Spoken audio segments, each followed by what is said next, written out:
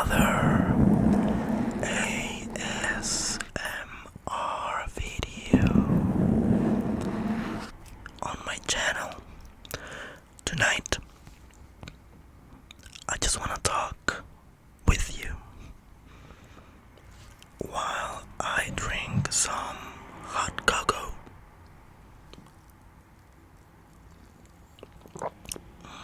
Delicious. So, once again, I'm sorry for the cars and the motorcycles and any other noises. But well, let's start with what I want to tell you. So today I went to the movies and I watched Oppenheimer. I didn't watch Barbie and I didn't do Barbieheimer or Barbenheimer, whatever. I only watched Oppenheimer and I want to talk about it because I have a lot in my mind, so just want to tell you what I don't know, just want to tell you about the movie and what it made me think. Let me move this a little. Yes, okay. So this is gonna be kind of a review, kind of thoughts after I saw the movie, and kind of mixing some of the things in the movie with other things, actually with two other different universes. So just so you know, Oppenheimer is the newest Nolan movie from Christopher Nolan, and it is a 3-hour movie about the creator of the atomic bomb, J. Robert Oppenheimer. He was in charge of the Manhattan Project, and he developed the atomic bomb with a lot of scientists, but he was the one in charge.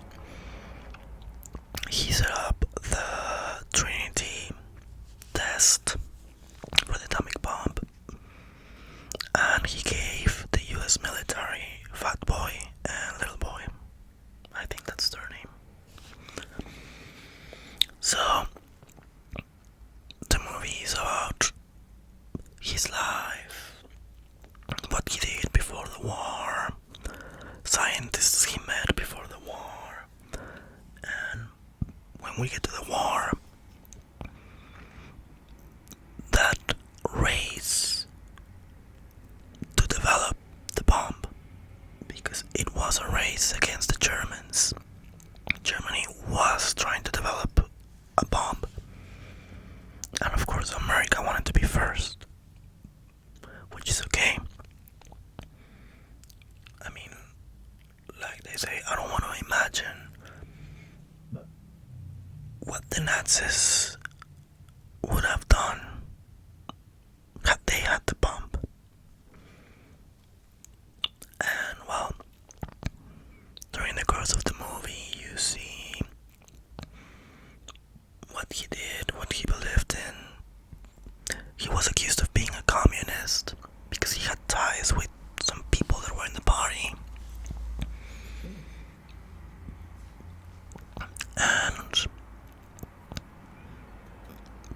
he knew Albert Einstein and some other scientists. And in the end, after he was successful in creating the atomic bomb, he feels such a burden because he feels he has blood on his hands because of his invention and what he developed.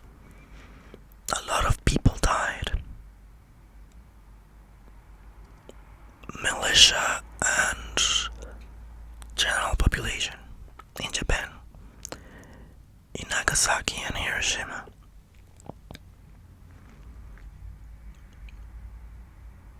And I think that tortured him for a long time. After he saw the devastation and the results of the bomb. Now I went in prepared. I know the history, and today I watched a video about the results of the atomic bomb. They show all the destruction in Nagasaki and Hiroshima. They tell you how people died, etc., etc. So I went in prepared. And I want to tell you about the last scene of the movie. It's very simple. Let me drink some cocoa.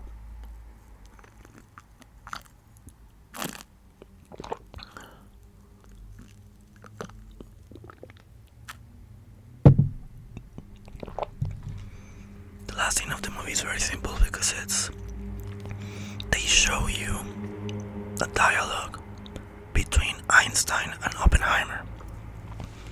Because, let me give some context. When they were starting to develop the atomic bomb, one of the scientists had made some calculations, and they thought that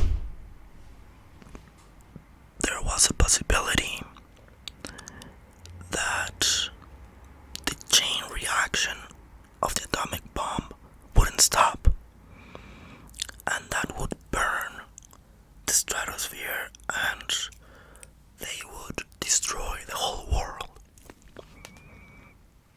So when Oppenheimer saw that, he went to Einstein because he wanted to make sure that he wasn't going to destroy the whole world.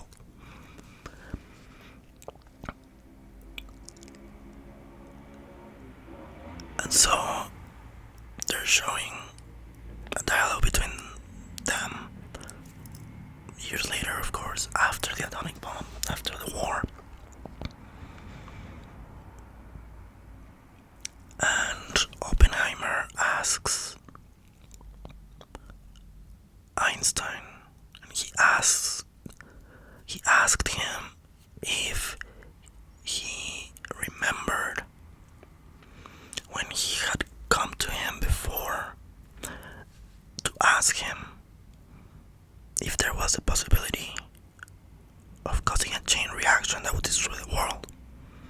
Albert Einstein said that that he remembered, and Oppenheimer said, well, I think we did. And that's the end of the movie. And that resonated a lot in my mind, and it kept me thinking, because here's where I'm going to merge universes. I don't know if you're familiar with Twin Peaks. David Lynch is the director and the creator. And in Twin Peaks The Return, the one that came out in 2017, there is an episode where he shows the Trinity test of the atomic bomb. And Lynch's vision of this is that the Trinity test of the atomic bomb, like the creation and the explosion of the atomic bomb, opened a door for Jaudet. Jaudet was, or is, like a being, like a goddess of evil. And so the explosion of the atomic bomb opened the door for Jaudet to release evil into the world in the form of Bob, which is evil. And that's something that I have thought a lot about. Like, yes, the destruction or the atomic bomb just by creating it and making it explode, released some kind of evil, a new evil, into the world that created an arms race with the Russians in the Cold War. And Oppenheimer was worried about that, and that's why he didn't want a program to create the H-bomb, which was of course more potent and deadlier. And he was against that. And I understand why, because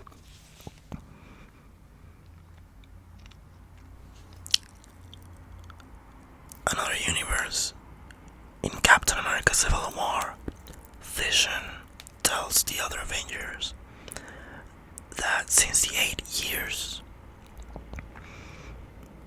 when Mr. Stark declared to the world that he was Iron Man, the number of people with special abilities had increased exponentially. Because power invites power. And I think it's true. I mean, the power of the atomic bomb created more power. The necessity of other nations to create their bomb, to also have atomic bombs, and created that arms race and a Cold War with the Russians.